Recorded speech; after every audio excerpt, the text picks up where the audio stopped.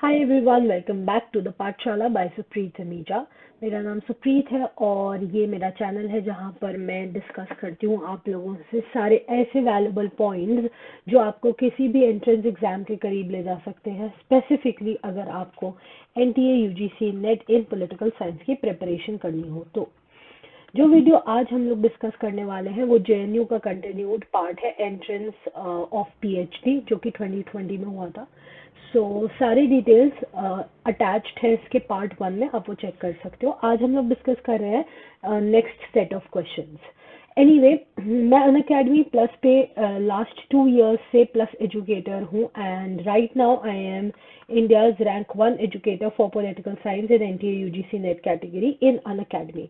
So you can check out my profile on Unacademy and आप वहाँ के सारे कोर्सेज के लिए जो डिस्काउंट है वो सुप्रीत धमीजा कोड लगाकर ले सकते हैं। इससे आपको 10% डिस्काउंट मिलता है मेरे कोर्सेज में। ऑल्सो आप मुझे अनअकैडमी प्लस पे फॉलो कर सकते हैं सारे अपडेट्स के लिए, मेरा नाम सर्च करके। Let's continue with the PhD entrance solution of 5 अक्टूबर 2020। मैंने सजेस्ट किया था फर्स्ट 25 क्वेश्चंस में कि साथ साथ में जरूर सॉल्व करेगा, it's going to help you. I hope आप सब लोगों ने किया था। कई लोगों ने मुझसे अपने मार्क्स कमेंट सेक्शन में शेयर किए थे। आप ऐसा ही प्रोसेस कंटिन्यू करिएगा इसमें भी, and I wait for your marks in the comment section. Question ID 94 first. Question ID 94 में आपसे पूछा गया है कि आपको डिजास्टर मैनेजमेंट एक्ट 2005 के बारे में एक करेक्ट स्टेटमेंट चाहिए है। आप इस क्वेश्चन को एलिमिनेशन मेथड से सॉल्व कर सकते हैं। If you look at this question carefully, introduce two tier system, PM ex officio chairperson of the authority, management authority, does not define the word disaster and provision to establish PM CARES fund. ये गलत है। ये एक legislative process, sorry executive process है। इसमें कोई मतलब नहीं है इस मैनेजमेंट की एक्ट में ऐसा कुछ इंट्रोड्यूस करने का। ये पीएम के अपने कन्वीनियंस पे होता है, पीएमओ ऑफिस में। डिफाइनिंग दी गई है, सेंटर और स्टेट का भी कॉन्सेप्ट नहीं है एक्ट के अंडर 2005 में। लेकिन yes, prime minister of India x officio chairperson है, आपने अक्सर न्यूज चैनल्स वगैरह में देखा होगा, it's very common. Let's do next question ID number 73. Communalism is derived from commune, which is a obviously French word. I think ये सब लोगों को मालूम है। Moving on to question ID 65. इनमें से right to religion में article 25 में क्या नहीं आता है? So conscience, yes. Freedom to profess religion, yes. Then practice and propagation तो yes है, but I think D would be wrong here. Again, because establishing and maintaining institutions for religious purpose does not come in Article 25. Moving on to question ID 59. 2+2 ministerial dialogue India और Japan में दो main officers के बीच में meetings का दायरा समझाता है। वो दो ऑफिसर्स, दोनों साइड से एक एक ऑफिसर कौन होगा पहचानिए। Which combination from India and Japan? PM defence minister, PM and foreign minister, PM and president, again wrong. In this case, bilateral relations are always handled between India and Japan के 2+2 dialogue, foreign and defense secretary, defense minister and secretary के बीच में होते हैं। D is the correct answer. Question ID 62 देखिएगा। President of India की oath या affirmation में से इसमें से क्या एक पॉइंट ऐसा है जो मेंशन नहीं है? Yes, so president of India की ओथ में क्या मेंशन नहीं है अगर आप उस पर ध्यान दो? Preserving, protecting, defending the constitution yes है, but safeguarding the constitution उनके लिए नहीं है, बल्कि ये सुप्रीम कोर्ट का एक अपना फंक्शनिंग है, सेफ गार्डिंग करना कॉन्स्टिट्यूशन की। क्वेश्चन ID 70 चेक करिएगा। 9th schedule of Indian constitution के बारे में करेक्ट स्टेटमेंट्स क्या है? 9th शेड्यूल, जो लोग नहीं जानते हैं, लैंड रिफॉर्म से जुड़ा हुआ है। इंडिया के सारे शेड्यूल्स जो है वो जरूर याद रखिएगा। This question is very very important for your JRF 2021 attempt.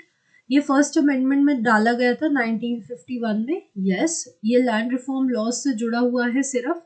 We don't know, might be, might not be. Judicial review possible है शेड्यूल में। हाँ, ये चेंज है जो बाद में किया गया था, काफी ज्यादा अप्स एंड डाउन्स के बाद फाइनली एक्सेप्ट करा गया था। ये ओरिजिनल कॉन्स्टिट्यूशन ऑफ इंडिया का पार्ट नहीं था। अगर आपने कहा है कि इस फर्स्ट अमेंडमेंट में 51 में डाला गया तो ऑब्वियसली 50 के कॉन्स्टिट्यूशन में ये नहीं होगा, तो जब ऊपर हाँ कर दिया है तो हाँ करनी ही पड़ेगी।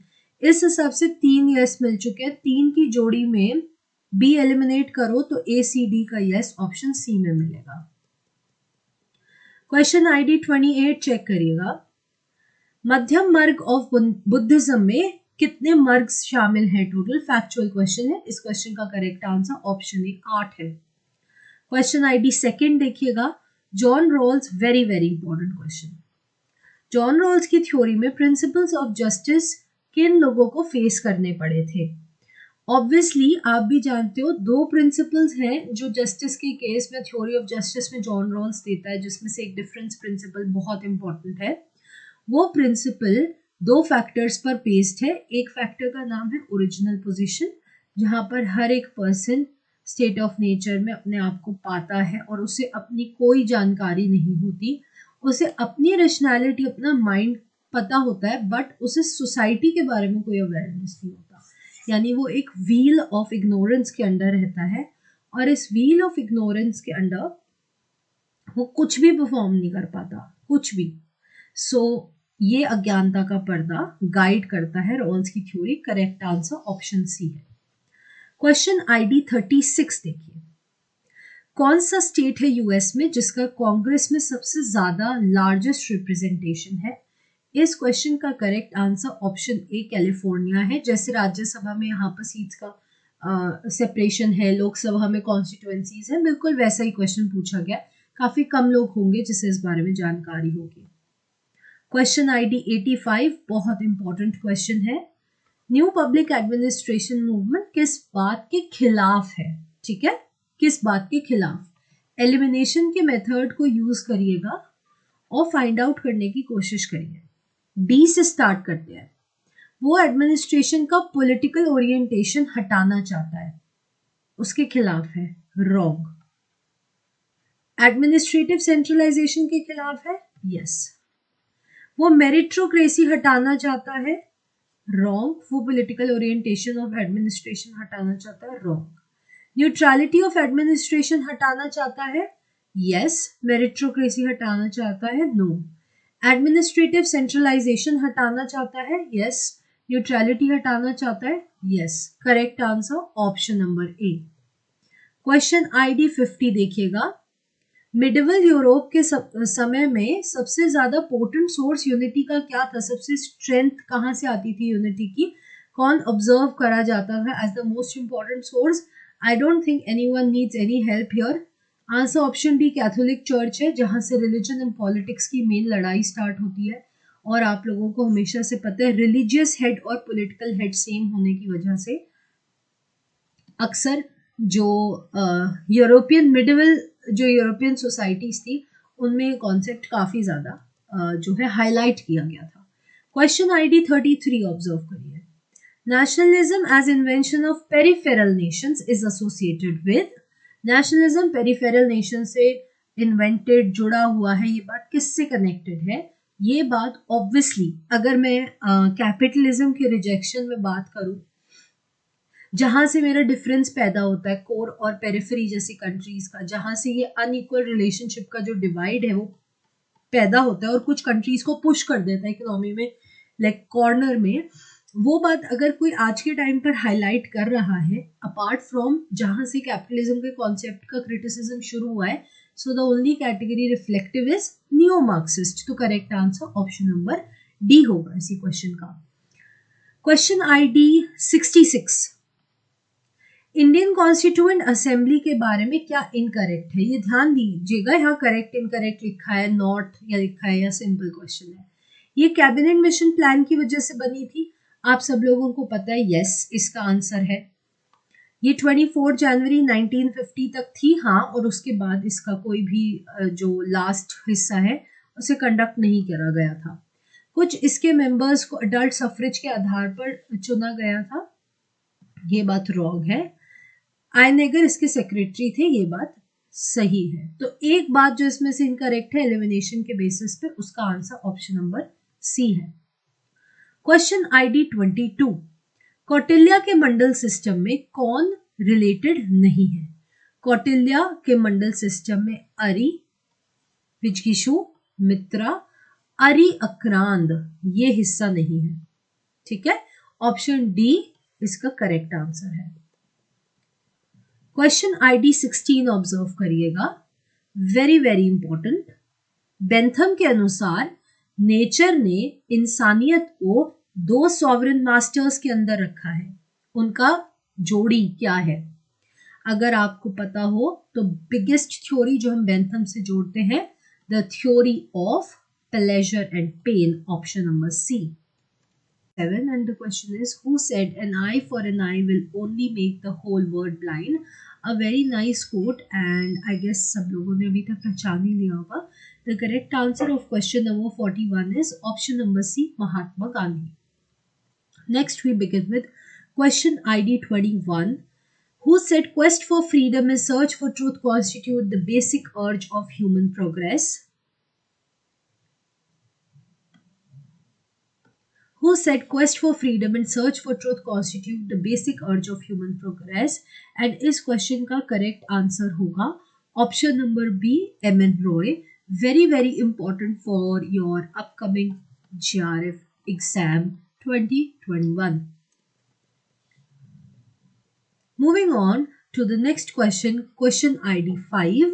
What does infra-politics denote? Infrared आपने एक वर्ड सुना होगा जो कि हम अक्सर यूज करते हैं कुछ पावरफुल रेज को बताने के लिए। नाउ हियर अगेन आप लोगों को ये समझ आ रहा होगा कि इंफ्रारेड रेज में हम पावर वर्ड को हाईलाइट कर रहे हैं। ऐसे ही इंफ्रा पॉलिटिक्स में जिस तरीके से पावरलेस लोगों को दबाया जाता है, पावरफुल की अथॉरिटी रिप्रेजेंट करी जाती है, एग्जैक्टली वैसे ही इंफ्रा पॉलिटिक्स यूज होता है। Like how powerless people they subvert, ठीक है, पावरफुल की authority. Very nice question. Question ID 71, licence quota permit raj से आप क्या समझते हैं? आई थिंक सब लोगों को पता है ये कौन से टाइम का क्वेश्चन है। Everyone well remembers this question is about the time period of 1991 के प्रायर जो इकोनॉमी था, जहां पर डिसेंट्रलाइज करने की जगह सब कुछ सेंट्रलाइज करा गया था। आई मीन हर एक बिजनेस के लिए लाइसेंस लेना पड़ता था, लेकिन 91 के लिबरलाइजेशन के बाद बिजनेस में जो लिबरलाइजेशन हुआ उसकी वजह से लाइसेंसिंग काफी कम कर दी है। 5 से 6 बिजनेस है अब टोटल जिनके लिए लाइसेंस लेना पड़ता है। क्वेश्चन ID 89 देखिएगा, साइमन के डिसीजन मेकिंग थ्योरी में क्या बात इनकरेक्ट है? साइमन के डिसीजन मेकिंग में क्या बात इनकरेक्ट है? आप लोग यहाँ पर अगर ऑब्जर्व करेंगे, डिसीजन करने जितना इंपॉर्टेंट है, डिसीजन फाइनल एनालिसिस में कंपोजिट होते हैं। जो व्यक्ति एडमिनिस्ट्रेशन करना चाहता है वो हमेशा मैक्सिमाइज करने की बात करता है। आप लोगों को मैंने एक वर्ड सिखाया था, सेटिस्फाइसिंग, सफिशिएंट प्लस सेटिस्फैक्शन का कॉम्बिनेशन।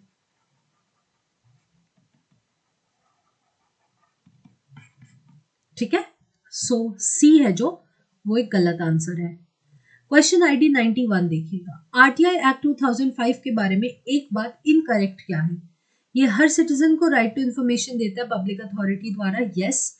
इसका एप्लीकेशन डिस्पोज किया जाना चाहिए 30 दिन के अंदर, यस। एप्लीकेंट CIC को SIC के डिसीजन के खिलाफ अपील कर सकते हैं, ये दोनों ही इससे बाहर है RTI के एम्बिट से। अब CIC या SIC को इन किसी भी डिसीजंस के बारे में अपील या कुछ कह नहीं सकते हो जाके, या मदद टाइप नहीं मांग सकते हो। सो सी जो है वो गलत हो जाता है। Act defines public authority, yes. Question ID 60, government of India ने रिसेंटली एक MOU memorandum of understanding sign किया था, content exchange programme all India radio and national broadcaster of which country के बीच में? तो इधर से ऑल इंडिया रेडियो और उधर से नेशनल ब्रॉडकास्टर बांग्लादेश के साथ, ठीक है, बांग्लादेश के नेशनल ब्रॉडकास्टर के साथ। Very nice, let's move on and see what is the next question. अगला क्वेश्चन ID है 100, which of the following events is not considered an indication of lost confidence of the lower house of parliament? किस case में loss of confidence नहीं माना जाएगा लोकसभा का? Adjournment motion carry करने पर क्या लोअर हाउस ऑफ पार्लियामेंट में लॉस ऑफ कॉन्फिडेंस नहीं माना जाएगा, इंडिकेशन नहीं माना जाएगा कि भाई इनका लॉस ऑफ कॉन्फिडेंस हो गया, मतलब ये माइनॉरिटी में चले गए। तो अगर आप यहाँ पर देखो तो एडजर्नमेंट मोशन किसी एक ब्रेक के लिए लिया जाता है, ठीक है। ब्रेक चाहिए होता है ना जब हमें किसी मेन बिजनेस से और हमें कोई अर्जेंट मैटर देना होता है, तो हम एडजर्नमेंट मोशन कैरी करते हो। तो इसका इस बात से कोई मतलब नहीं है कि आपकी जो सरकार है वो माइनॉरिटी में चलेगी। सो ये बात यहाँ पर रॉन्ग हो जाएगी बिल्कुल। यहाँ पर जो बात है वो रॉन्ग इसलिए हो जाती है because obviously as I am telling you, ये मोशन किसी अलग पर्पज से पास किया जाता है। आप चाहो तो मोशंस की क्लास देख सकते हो, अकेडमी प्लस पे फ्री में अवेलेबल है। क्वेश्चन आईडी 9 की बात करते हैं।